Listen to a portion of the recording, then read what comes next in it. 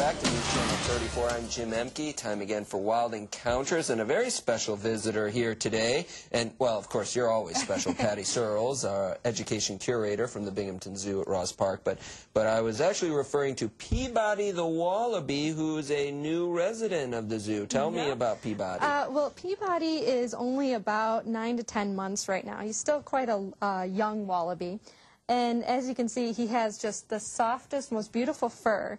And he has these beautiful eyelashes. If you can see how close up, he looks like he has fake eyelashes.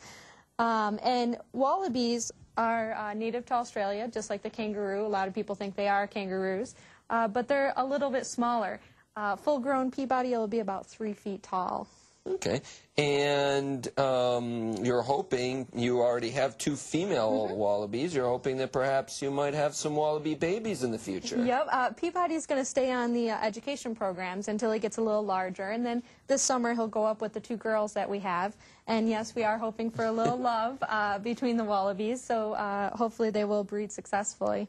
And the cool thing about wallabies is they are marsupials, just like kangaroos. And when they have babies, the baby is only about the size of a jelly bean, and it'll climb up into the mother's pouch. And wallabies can do a cool thing where they can delay the growth of the baby.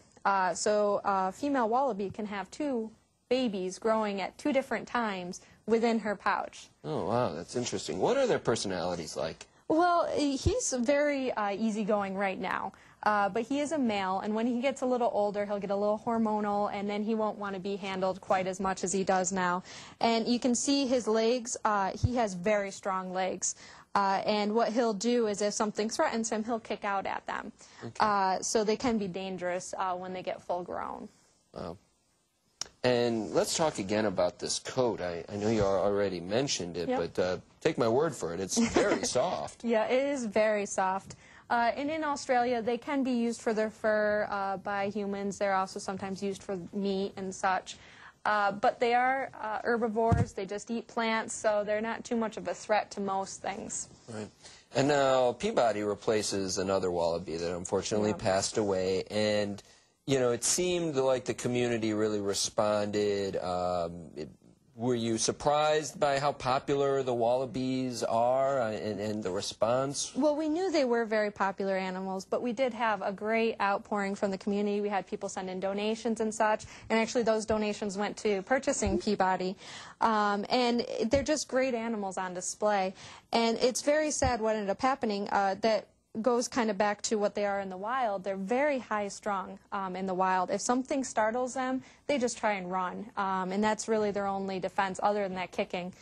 So that's what unfortunately happened with the one that in the zoo, is he just started running and he got overexerted himself. Yeah. So, I mean, now our community can take quite a bit of pride and a sense of ownership in Peabody, since our contributions helped to bring him to Binghamton. Yeah, so, and he's going out on the school circuit. He's going to a lot of the schools, so kids are able to become familiar with him, and then they can visit him in the zoo this summer. That's great. Well, welcome to Binghamton, Peabody. And Patty, thanks again for joining us. We really appreciate it. That's all for now. We'll be right back in a moment.